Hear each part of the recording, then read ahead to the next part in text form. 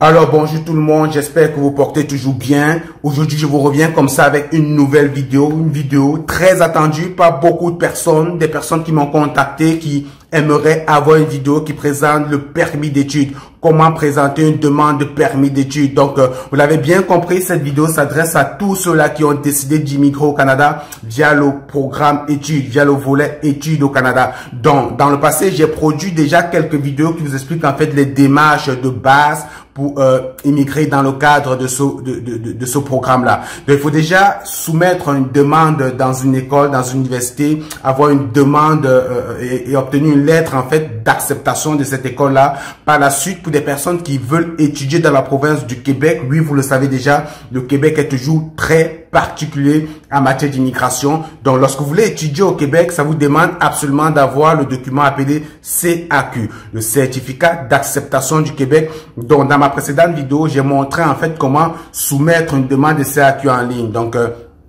si tu es nouveau sur ma chaîne, je te demande comme ça d'aller regarder cette vidéo-là qui va te donner en fait les bases de cette procédure pour en fait comprendre où est-ce qu'on s'en va. Donc, pour ceux-là qui ont déjà obtenu la lettre d'acceptation ou la lettre d'acceptation d'une école, d'une université dans tous les autres pays du Canada, excepté le Québec, parce que le Québec, en plus de la lettre d'acceptation, ça vous prend un CAQ. Donc, si vous avez la lettre et le CAQ, la prochaine étape, c'est bien sûr la demande de permis d'études. Alors, c'est quoi un permis d'études? Un permis d'études, c'est tout simplement un document administratif délivré par le gouvernement du Canada qui vous permet en fait comme ça d'étudier légalement au Canada. Donc vous l'avez compris, normalement sans permis d'études, vous ne pouvez pas étudier au Canada. Non, c'est impossible. Donc, alors il faut aussi comprendre qu'un permis d'études n'a rien à voir avec un visa. Vous pouvez avoir un permis d'études, mais cela ne vous donne pas le droit de monter dans un avion. Et donc, vous ne pouvez pas étudier au Canada, bien sûr. Alors, comment obtenir le visa? Donc, en général, l'agent d'immigration, lorsqu'il vous donne un permis d'études, il accompagne d'un visa. Donc, les deux vont généralement de pair. Donc, ce que vous allez faire une demande de permis d'études, mais en général, ça vous donne également, avec le permis d'études, vous allez obtenir un visa et ce n'est qu'après obtention de cet élément-là que vous pourriez monter dans l'avion, puis venir étudier au Canada. Donc, qu'est-ce que ça prend en réel pour, en réalité, en fait, pour soumettre un dossier de permis d'études? Ça vous prend déjà, comme j'ai dit, une lettre d'acceptation d'une école ou d'université. Ensuite, ça va vous prendre d'avoir un passeport valide ou également un passeport valide, également votre certificat de naissance ou votre acte de naissance. C'est généralement conseillé de présenter une demande de permis d'études avec un nouveau passeport. Donc, si vous décidez de présenter un permis d'études cette année, arrangez-vous à avoir vraiment une bonne validité dans votre passeport, au moins 4 ans. Sinon, lorsque vous allez arriver au Canada et lorsque votre passeport va expirer, vous allez également perdre votre permis d'études. Il va falloir retourner soit dans votre pays ou bien prendre des démarches pour refaire un nouveau passeport. Et généralement, c'est un peu plus complexe. Donc, arrangez-vous quand même à avoir une certaine validité dans votre passeport.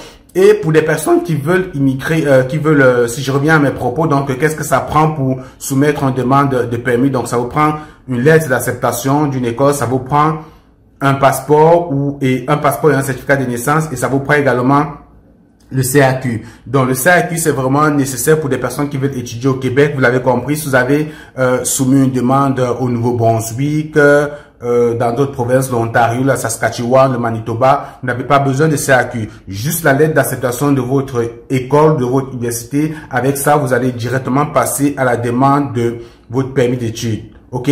Donc, CAQ propre au Québec. On est d'accord là-dessus. Donc, ensuite, vous allez produire ce qu'on appelle une lettre explicative. Parce que, malheureusement, vous allez comprendre dans cette procédure de permis d'études que avoir tous les documents, c'est vraiment trivial. C'est-à-dire que lorsque vous avez les conditions requises, vous avez le diplôme requis, en général, les universités vous délivrent l'attestation, la lettre d'admission. Mais ce qui est le plus difficile, c'est l'obtention du permis. Et pour avoir un permis, il y a beaucoup d'éléments à mettre ensemble, à réunir, parmi lesquels, très important, la lettre d'explication. La lettre d'explication, en fait, c'est le document dans lequel vous allez présenter votre projet. Vous allez présenter votre projet d'immigration. Pourquoi est-ce que vous comptez étudier au Canada? C'est quoi votre c'est quoi vos programmes? C'est quoi vos projets? OK? Pourquoi est-ce que vous choisissez le Canada plutôt qu'une école dans votre pays? Ok, est-ce que vous êtes certain que vous allez retourner dans votre pays à la fin de vos études? Donc là, je pose quelques questions de base qui, en général, en fait, n'ont l'air de rien, mais c'est généralement des questions que l'agent d'immigration se pose et sur la base des réponses qu'il se fait, il refuse simplement le visa. Ok, donc il y a beaucoup de gens qui présentent une demande de permis d'études, mais qui se voient refuser le permis d'études pour 1001 raisons. Ça peut être la capacité financière. Est-ce que vous avez suffisamment de moyens? Mais vous avez compris, avoir un permis d'études ne repose pas uniquement sur les moyens financiers, parce que beaucoup de personnes se concentrent à justifier les moyens financiers, avoir plein d'argent, à bourrer les comptes, mais en fin de compte se voient refuser le permis d'études. Donc, il y a d'autres éléments qui entrent en compte et il faut vraiment insister sur la lettre explicative, votre projet d'études. C'est vraiment, moi je pense que c'est de là que il faudra le plus se concentrer, le plus travailler. De toutes les façons, cette vidéo risque d'être très longue parce qu'à la fin de la vidéo, je vais vous partager mon écran comme d'habitude où je vais vous montrer en fait comment faire une demande en ligne, comment vous inscrire sur le compte et aller faire votre demande. Mais avant ça, il y a beaucoup de choses que je vais vous partager. Je vais vous partager quelques éléments, comment aller chercher par exemple la preuve financière, comment justifier la preuve financière, comment présenter une lettre d'acceptation, une lettre, comment présenter, non pas une lettre d'acceptation, mais autant pour moi, comment présenter une lettre d'explication pour en fait aller draguer l'agent d'immigration afin qu'il vous délivre votre permis d'études. Et ça, c'est très important. Donc, c'est quelque chose qui t'intéresse, je te demande déjà de t'abonner à ma chaîne, de liker, puis de partager mes vidéos et surtout, reste connecté jusqu'à la suite dans cette vidéo parce qu'il y a beaucoup de choses que je vais te partager ici, surtout si tu es intéressé à immigrer au Canada dans le cadre du volet études. Allez, la suite après le générique.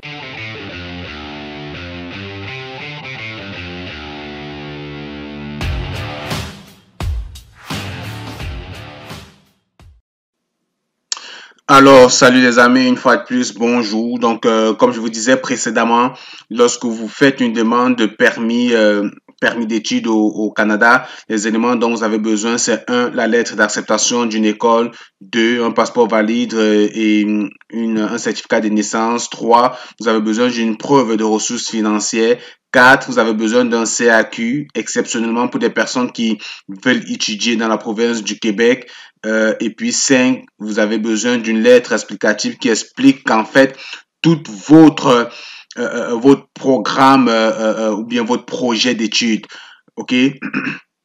Donc, lorsqu'on parle des preuves de ressources financières, je vous partage ici, en fait, sur le site de Québec Métiers à venir. Pour ceux qui me suivent, je vous ai partagé une vidéo vraiment dédiée à cette plateforme pour toute personne qui désire venir faire un programme professionnel au Québec. En fait, Québec Métiers à venir, c'est un organisme qui peut vous accompagner dans vos démarches. Ils vont vous accompagner dans vos démarches d'acceptation d'une école jusqu'au permis d'études. Et puis, en fait, c'est un accompagnement. Vous allez payer quelques frais. Bref, j'ai une vidéo dédiée à ça. Ça, c'est vraiment pour des personnes qui veulent faire des métiers. C'est-à-dire vous avez peut-être travaillé, puis vous avez déjà travaillé, vous avez une certaine expérience, ou bien vous avez obtenu votre diplôme d'études secondaires, mais vous n'avez pas envie d'aller à l'université. Vous voulez juste obtenir une formation pointue, adaptée, prête à l'emploi. Vous pouvez opter pour un DEP. Donc, j'ai une vidéo que j'ai partagée dans la playlist. Allez regarder dans la playlist de procédures d'études. Vous allez trouver cette vidéo. Mais ici, ce que je voulais vous partager, c'est vraiment cet aspect de preuve de capacité financière, comment prouver sa capacité financière. Donc, j'ai trouvé ça intéressant, puis j'ai dit peut-être en partageant ça avec vous, ces quelques éléments, ça pourrait être intéressant pour le prendre en compte. Donc, lors de votre démarche d'immigration, vous devez joindre les documents originaux ou des copies de documents numérisés ci-dessous, qu'il s'agisse de votre situation afin de prouver votre capacité financière. Donc, vous avez besoin comme document, par exemple, une preuve récente de virement de fonds ou toute autre pièce faisant état de vos avoirs et d'autres sources de revenus. OK? Par exemple, il y a des gens qui, pour justifier leur capacité financière dans leur programme d'études, vont déjà ouvrir un compte au Canada. OK? Ils vont ouvrir un compte au Canada, c'est une option, mais comme je vous dis, c'est pas obligé. Vous pouvez ouvrir votre compte localement dans votre pays, mais il y a des gens qui vont ouvrir un compte au Canada qui vont virer les fonds dans leur compte bancaire au Canada et ils vont Donc, présenter cette lettre de la banque ou un relevé de compte de la banque, ils vont la présenter comme preuve de revenu, ok? Euh, donc, vous pouvez également avoir une autorisation récente de transfert de fonds de l'Office du contrôle des charges de votre pays d'origine ou de résidence. OK? Ça, c'est un autre élément que vous pouvez prendre comme, utiliser comme preuve de revenu. Donc, c'est l'un des éléments ou tous les éléments. Si vous avez tous ces éléments, c'est bon. Si vous avez un seul, ça marche aussi. Donc, une confirmation officielle récente d'attribution de bourse d'études pour des gens qui ont des bourses. Vous savez que si vous avez une bourse, cela sous-entend que vous n'auriez pas à payer des frais d'études. Donc, par conséquent, vous n'avez pas besoin de justifier des preuves de revenus énormes. Donc, c'est pourquoi on parle de bourse ici. Des relevés récents de salaire, ok, ou lettres de la banque indiquant le solde, ok. Donc, si vous êtes déjà quelqu'un qui travaille, qui a un emploi pour vous, vous avez décidé de venir poursuivre des études, peut-être pour décrocher un nouveau poste dans votre entreprise, pour en fait aller avoir d'autres postes de responsabilité ou de nouveaux challenges. Vous pouvez présenter des relevés récents de vos salaires ou une lettre de la banque, ok. Vous voyez ici, il y a un tiret, c'est-à-dire si vous cliquez sur ce lien, lettre de la banque, c'est un lien. En fait, vous allez voir un modèle de lettre de la banque. Tantôt, je vais vous montrer en fait. Puis, si vous pouvez également utiliser le plus récent avis de cotisation, un régime d'imposition du revenu. OK? Donc, si dans votre pays, vous avez la possibilité d'avoir des avis de cotisation ou bref, des cotisations d'impôts et tout ça, là, vous pouvez les présenter. Un relevé bancaire des 3 derniers mois. En général, je sais que ça, c'est ce qui est facile à obtenir, des relevés bancaires. Donc, un relevé bancaire des 3 derniers mois avec le solde actuel indiquant le titulaire du compte. Donc, ça peut être un compte à votre nom dans lequel il y a un certain montant d'argent. Donc, vous pouvez présenter ce relevé-là bancaire comme étant votre votre justification, votre justificatif, autant pour moi, de capacité financière. OK? Vous pouvez également, il y a d'autres choses que les gens utilisent. Parfois, vous n'avez pas assez d'argent, mais vous vous faites soutenir par quelqu'un. Donc, on va voir ça ici en option.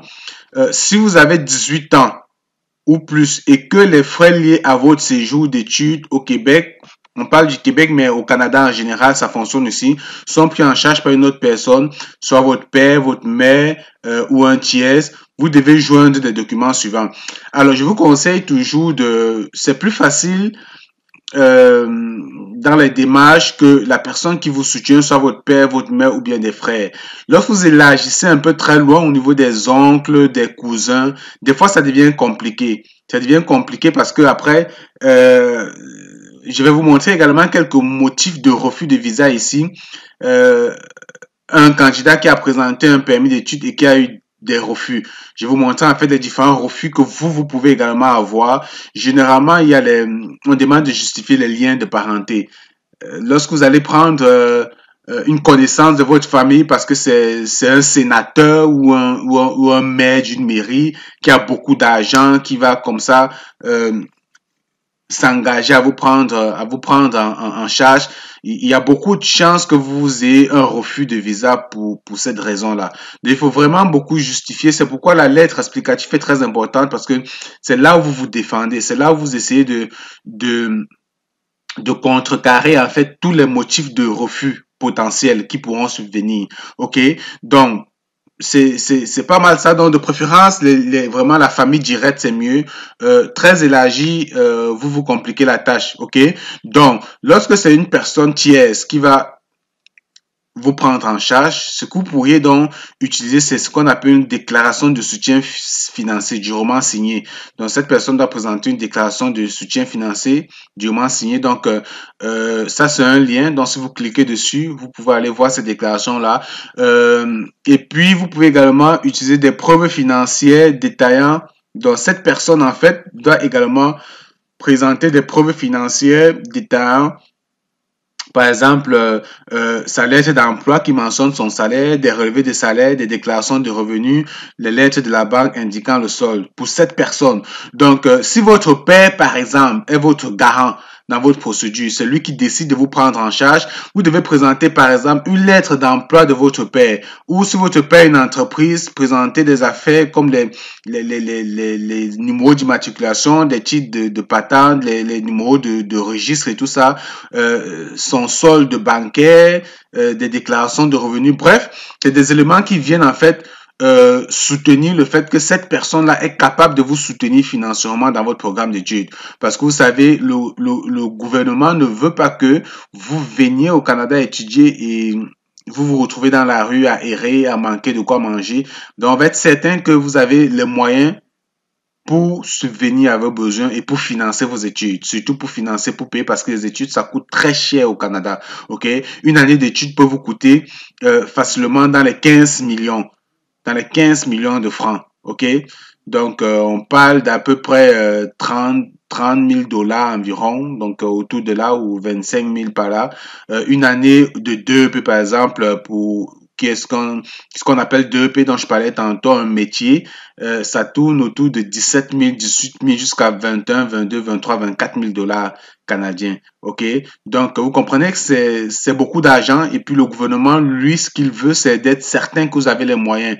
Mais vous avez compris, avoir un permis ne réside pas seulement à justifier sa capacité financière. Il y a d'autres moyens. Je vais vous présenter tantôt des motifs de refus. Il y a d'autres choses que vous allez essayer de mettre en avant pour éviter des refus, ok? Il y a ce qu'on appelle l'immigration déguisée, la double intention en fait. De plus en plus, des gens ont des refus de visa parce que l'agent d'immigration pense qu'il y a une double intention. C'est-à-dire que il pense que vous présentez un permis, une demande de permis d'études pour étudier au Québec, mais c'est pas ça votre intention. Votre intention, c'est vraiment d'arriver au Québec et de rester au Canada et de rester. Bien qu'on sait que la plupart des personnes qui immigrent en tant qu'étudiants en général ne retournent pas dans leur pays, il faudrait vraiment mettre tous les éléments de votre côté avec une bonne lettre explicative à l'appui pour vraiment draguer l'agent d'immigration. Je préfère dire draguer vraiment parce que c'est ça le mot, pour qu'ils comprennent que vous, votre intention, c'est pas de venir rester. Qu'à la fin de vos études, vous allez retourner. Donc ça, c'est des motifs de refus aussi qu'il faut vraiment prendre en compte. OK? C'est ça. Je tenais à vous mentionner ça. Puis souvenez ici, tantôt je vous ai dit, il y avait une lettre de la banque, puis il y avait ici, on avait vu un autre lien, lettre de la banque et puis déclaration financière. Donc ici, vous avez un modèle de lettre de la banque. Si vous cliquez sur le lien ici, ça va vous ouvrir ça. Moi, j'avais déjà cliqué. Je vais vous partager ce lien dans la description de la vidéo. Vous pourrez aller télécharger. De toutes les façons, rendez-vous dans votre banque, puis si vous demandez une lettre de la banque ou une attestation de domiciliation bancaire, vous aurez un document comme celui-ci. OK?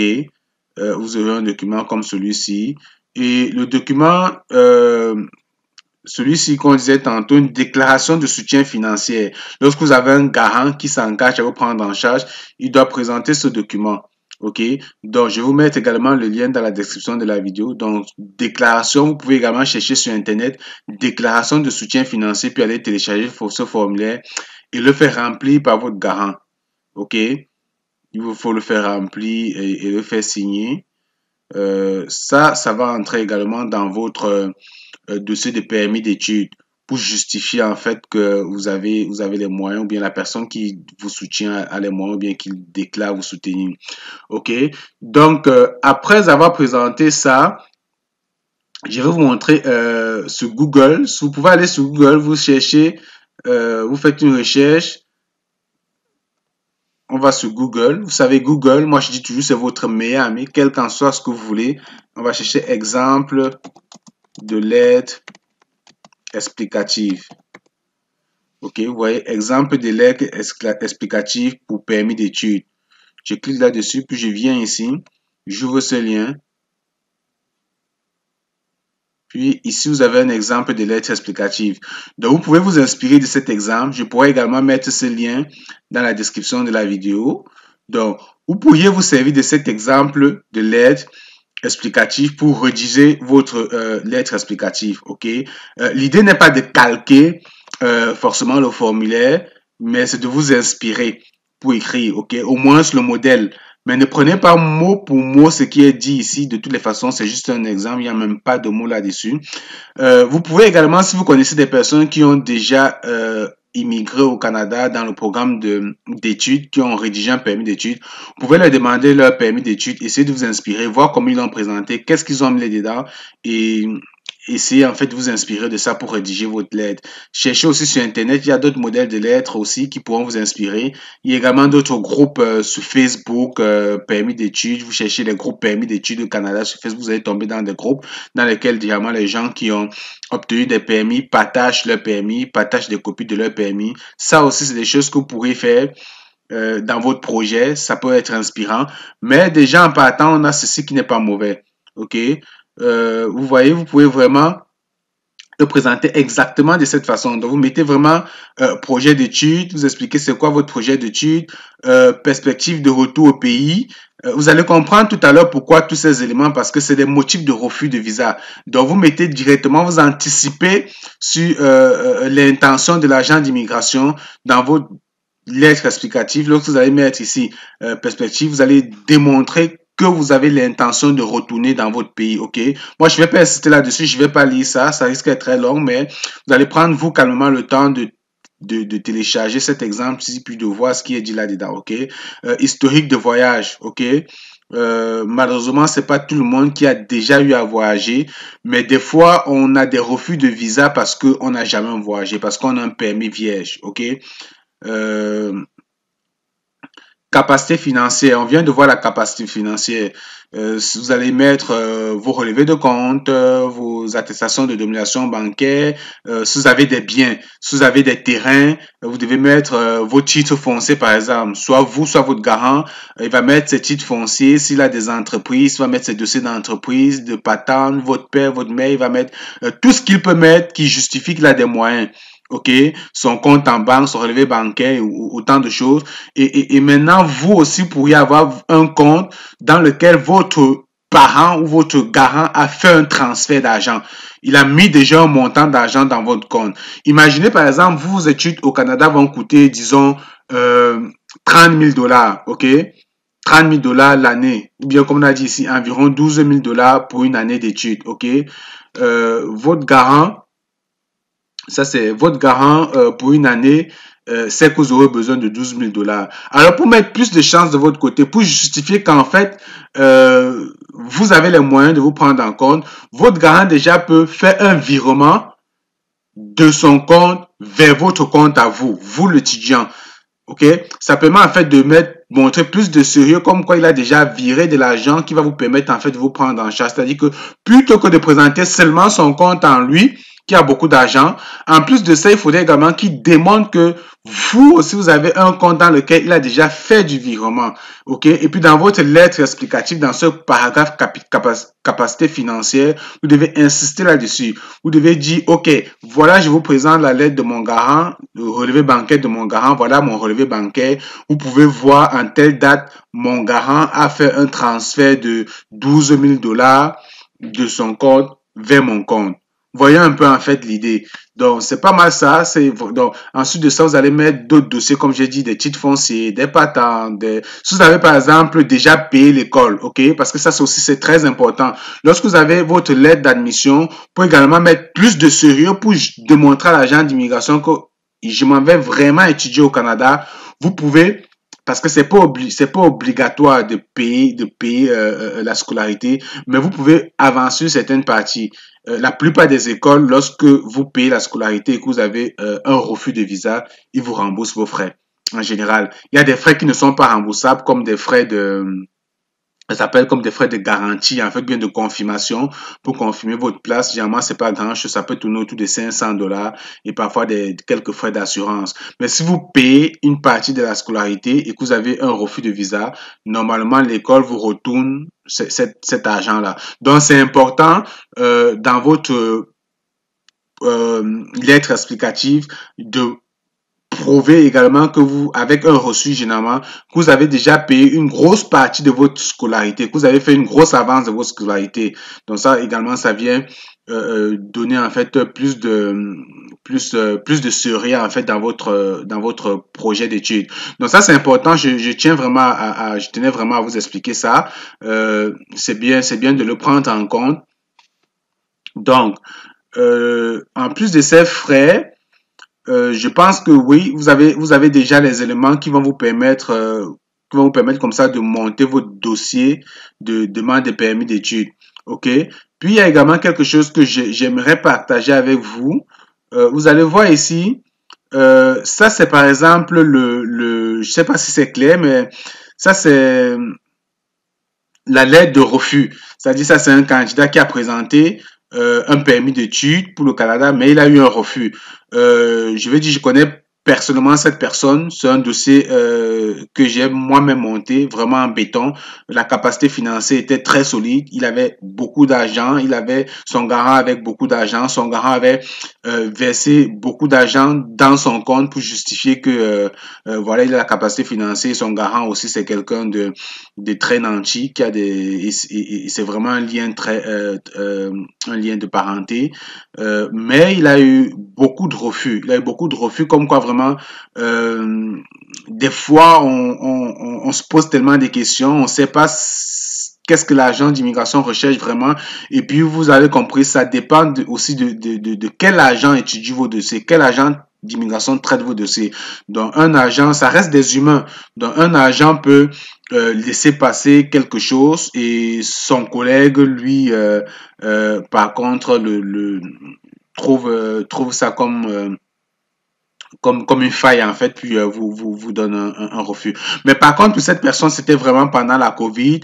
C'est quelqu'un à qui on avait demandé d'aller faire la biométrie, mais vu que les bureaux étaient fermés, la personne n'a pas pu faire la biométrie, puis a eu un refus.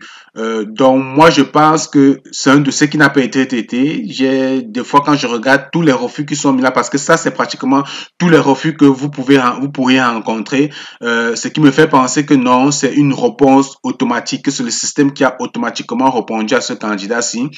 Donc j'ai voulu vous partager ça pour qu'en fait vous ayez la plupart des éléments de refus que vous pourriez obtenir. Et sur la base de ces éléments de refus, ça vous permet en fait de bien monter votre lettre explicative tout en essayant de contrecarrer tous ces éléments. Donc, vous comprenez en fait ce que je veux dire. Donc, on va lire en fait ici, on dit, Madame, Monsieur, nous vous remercions de l'intérêt que vous avez manifesté à étudier au Canada. Après avoir examiné attentivement votre demande de permis d'études et les pièces justificatives et conclu que votre demande ne satisfait pas aux exigences de la loi d'immigration et la protection des réfugiés et de son règlement, je rejette votre demande pour les raisons suivantes. OK? Vous allez voir, dans la plupart des motifs de rejet, ça commence toujours par je ne suis pas convaincu. Vous voyez, je ne suis pas convaincu que vous quitterez le Canada à la fin de votre période de séjour en vertu du paragraphe 261 du règlement sur l'immigration des protections des réfugiés, compte tenu de. Vous voyez? Donc, ce que vous devez plus prendre en compte, c'est ce qui suit. Parce qu'en général, c'est la même chose. Vous voyez? Ça aussi, c'est la même citation jusqu'ici, compte tenu de. Ainsi de suite. Même chose jusqu'à compte tenu de. Donc, ce qu'on va donc retenir, c'est que ce candidat a eu un refus de visa compte tenu de ses voyages antérieurs. Il a également eu pour le même refus pour ce motif compte tenu de ses liens familiaux au Canada et dans son pays de résidence. OK?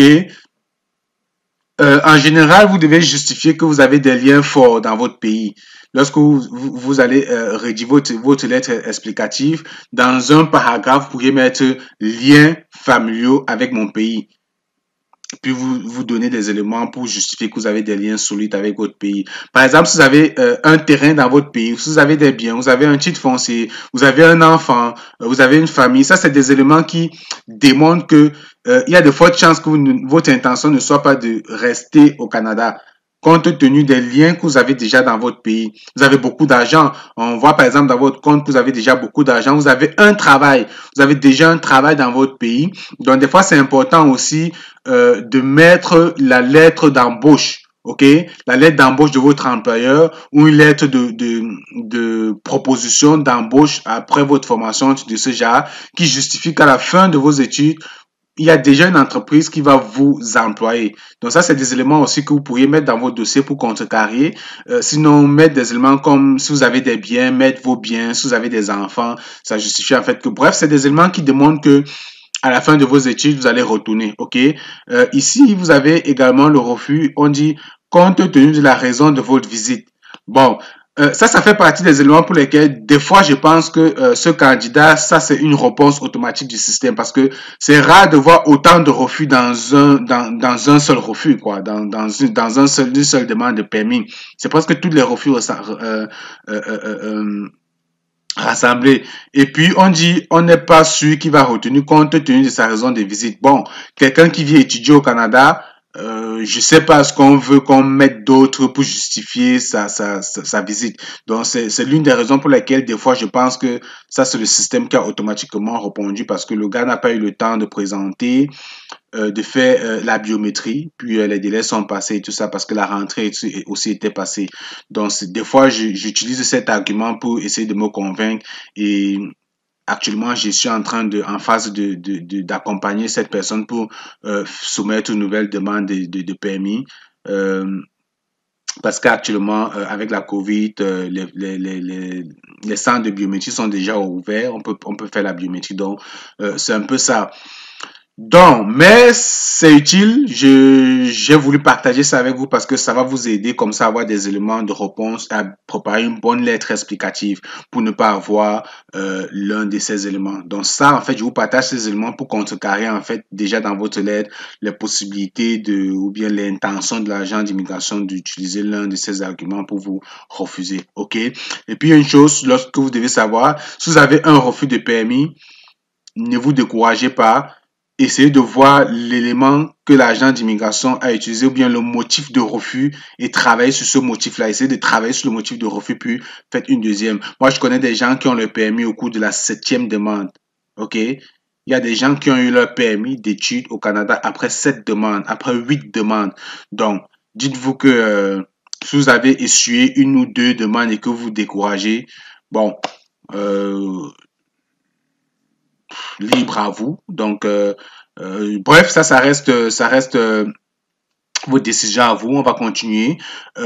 Ici également, on dit, compte tenu des perspectives d'emploi limitées dans votre pays de résidence. Donc, ça aussi, c'est ça. Donc, c'est pourquoi je dis, malheureusement, ce candidat, comme j'ai dit, dans son dossier, il avait présenté, il est employé, il a même travaillé comme travailleur autonome, il a son entreprise, il a donc présenté, voilà, il a son entreprise, il a de l'emploi, mais on lui refuse quand même pour ce motif, raison de plus pour laquelle je pense que ça c'est une réponse automatique du système. Ok, donc, vous devez également, si vous êtes déjà quelqu'un qui a un emploi, présenter peut-être une lettre de votre employeur, vos bulletins de paye, vos fiches de paye, une attestation de l'employeur ou une lettre qui jusque-là, dans lequel l'employeur démontre qu'il a besoin que vous fassiez cette formation pour accompagner l'entreprise, pour accompagner un pan ou un secteur ou développer un secteur dans l'entreprise. Ça peut aider. OK? Maintenant, des personnes qui n'ont jamais travaillé, vous êtes peut-être nouveau diplômé, vous n'avez jamais travaillé, comment vous allez faire? Peut-être utiliser tout simplement le fait que cette formation déjà n'existe pas dans votre pays. La formation que vous voulez faire au Canada, il n'y a pas ce programme dans votre pays. La raison pour laquelle vous tenez absolument à venir la faire au Canada, aussi démontrer peut-être les perspectives d'emploi selon peut-être le plan de développement de votre gouvernement qui a décidé de vraiment mettre un accent sur l'informatique ou bien, bref, trouver les éléments, comme je vous ai dit, je vous donne juste des idées, mais c'est vraiment à vous de travailler là-dessus. OK? Maintenant, l'autre motif que notre ami a eu, c'est le programme d'études proposé n'est pas raisonnable par rapport aux études antérieures et au parcours professionnel. OK? Donc, ça, c'est aussi quelque chose, un élément de refus que vous pourriez avoir. Et raison de plus pour laquelle je pense que ça, c'est une réponse automatique que notre ami a eue parce que il y avait vraiment une corrélation avec les études qu'il a fait dans son pays. Une très bonne corrélation et même avec le travail qu'il faisait déjà. Donc, pour moi, ça, c'est un motif qui vaut pas la peine. Normalement, si son dossier avait été traité par un agent, il n'y a pas de raison qu'il ait tous ces motifs-là. Mais comme je le dis, je me répète et j'aime bien me répéter. Je le partage pour que vous ayez tous les éléments les motifs de refus et que vous travaillez dessus. Donc, lorsque vous faites une demande d'études au Canada, assurez-vous qu'il y a un lien entre ce que vous avez déjà fait dans votre pays comme étude et ce que vous venez faire au Canada comme étude. OK? Parce que l'agent d'immigration peut juste se saisir de cet élément pour vous refuser le permis d'étude pour ce motif. Comme vous le voyez, comme vous le voyez ici, donc votre programme d'études proposé n'est pas raisonnable par rapport aux études antérieures et votre parcours professionnel, ainsi que par rapport à d'autres opportunités d'éducation locale. Donc, OK. Donc, c'est pas mal ça, comme j'ai dit, démontrer que, voilà, les études que vous avez fait, il y a une suite logique avec ce que vous venez faire. Puis par rapport aux possibilités d'emploi dans votre pays. Et puis comme je vous ai dit, tout ça, ça rentre dans ce qu'on appelle une lettre explicative. Et puis, vous l'avez compris certainement, la lettre explicative, c'est l'élément indispensable, béton, sur lequel il faut vraiment s'appuyer pour aller de façon très brève, surtout très brève, convaincre l'agent d'immigration qu'on remplit toutes les conditions, qu'on comprend bien en fait la loi sur c'est ça, la loi sur le statut d'un étudiant étranger au Canada. OK? La loi qui protège en fait les réfugiés, comme il a dit, et son règlement, le statut d'un étudiant au Canada. Il faut montrer que vous comprenez cette loi. OK? Il faut montrer également que vous êtes quelqu'un de propre chez vous, de transparent. Des fois, dans votre demande ou bien dans votre dossier, vous pouvez ajouter aussi un extrait de casier judiciaire. Donc, démontrer que vous êtes quelqu'un qui respecte les lois, qui respecte les règles établies. La preuve, c'est que votre casier judiciaire dans votre pays est vierge. Et puis, dans votre dossier, joindre votre casier judiciaire. Ça peut être un plus. Donc, autant mettre plus d'éléments que moins d'éléments pour mettre toutes les chances de votre côté. Donc, une fois qu'on a vu ça, on va aller sur Google. Vous savez, Google, c'est toujours notre ami fidèle, comme je le dis toujours. On va aller sur Google. On est déjà sur Google. On va faire une recherche sur permis d'études. Permis ou bien demande de permis d'études. OK? Demande de permis d'études en ligne. Puis, on va utiliser ce premier lien-ci. OK? Si vous avez déjà eu à faire une demande, donc si vous êtes rendu à cette étape, c'est parce que vous avez déjà eu votre lettre d'acceptation. Et pour ceux qui veulent étudier au Québec, vous avez certainement déjà eu votre CAQ. Donc, dites-vous que faire une demande de permis d'études, c'est facile parce que c'est les mêmes choses. C'est vraiment aller en ligne, créer un compte, puis c'est suivant. C'est vraiment pas compliqué, OK? Vous allez créer votre compte, puis c'est vraiment très instructif. Il y a rien de compliqué là. Donc, préparez vos documents. Comme je vous ai dit, avant de demander un permis, vous avez besoin d'une lettre d'acceptation d'un établissement d'enseignement désigné. Lorsque vous cherchez les écoles au Canada, vous pouvez cliquer ici pour voir si l'établissement fait partie des établissements désignés. Vous devez avoir un passeport ou un titre de voyage valide. Comme je vous ai dit, rassurez-vous que votre passeport a vraiment encore une bonne période de validité. Ça ne sert à rien de faire une demande de permis avec un passeport qui a une validité d'un an. Arrivé au Canada, à peine commencer ses études, votre passeport expire, dans votre permis expire, il faut réfléchir comment retourner au pays, faire une nouvelle demande et tout ça là. Donc, faites l'effort d'avoir un nouveau passeport lorsque vous présentez un permis d'études ou un passeport qui a maximum une ancienneté d'un an. Ce serait mieux pour vous. OK. Donc, la preuve de vos moyens de subvenir à vos besoins, ce qu'on appelle la capacité financière, vous avez besoin de ça. On l'a déjà vu. Donc, maintenant, présenter une demande. On peut directement, une fois qu'on a fait ça, on peut directement venir ici, présenter une demande. Où est-ce que vous présentez vos demandes? On va dire ailleurs qu'au Canada. Des personnes peuvent déjà être au Canada, en visite au Canada, et puis présenter une demande de permis d'études au Canada. Donc, on va dire que la plupart des gens qui regardent cette vidéo, en général, se trouvent à l'extérieur du Canada, donc on est ailleurs du Canada. Donc, quand je clique sur ailleurs du Canada, vous voyez, j'ai un nouveau menu qui se crée. Est-ce que je préfère une demande en ligne sur papier? Je vous conseille toujours de présenter une demande en ligne. C'est toujours préférable de présenter une demande en ligne parce que non seulement ça vous permet de gagner en temps, mais c'est également, ça vous évite aussi beaucoup de tracasseries. Ok, le traitement est vraiment plus rapide. Donc, présentez une demande en ligne depuis l'extérieur du Canada. Assurez-vous d'avoir donc une carte de crédit parce que vous allez faire le paiement par carte de crédit à la fin. Puis, vous devez également avoir un scanner parce que la plupart des documents, vos photos, vous devez les scanner et les joindre en fait en ligne directement dans votre procédure. Ok, donc ça vous prend un scanner. Il y a également des documents. Ok, vous pouvez lire le guide d'instruction ici. Je vous conseille de lire le guide d'instruction. Cliquez dessus, lire le guide d'instruction. Ça va vous aider en fait comment remplir, qu'est-ce que ça prend. C'est très instructif aussi. C'est important de le lire avant de commencer à remplir, votre demande. Parce qu'il y a également des formulaires que vous devez remplir. Ok, préparez vos réponses pour l'outil en ligne. Donc,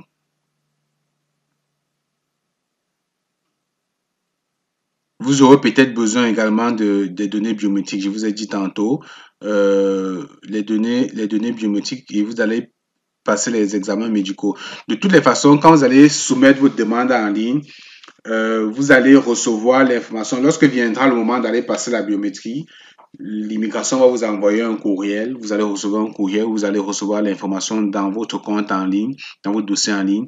Vous allez aller passer vos examens médicaux. Plus tard, si votre examen abouti, je vais dire si c'est concluant ou convaincant, l'agent d'immigration va vous demander d'aller passer vos examens médicaux. Ok, vous allez aller faire vos examens médicaux. Donc, c'est pas mal ça. Il y a beaucoup d'autres éléments ici que je vous invite à aller lire, cliquer, déterminer si vous devez fournir vos examens biométriques. Vous pouvez cliquer ici pour voir, mais je vous dirais aujourd'hui, tout le monde doit fournir l'examen médical. Si vous êtes à l'extérieur, si vous n'avez jamais fait de fournir de données biométriques, vous allez les fournir. Ok. Donc, maintenant il faut créer un compte en ligne. Je vous conseille toujours d'utiliser la clé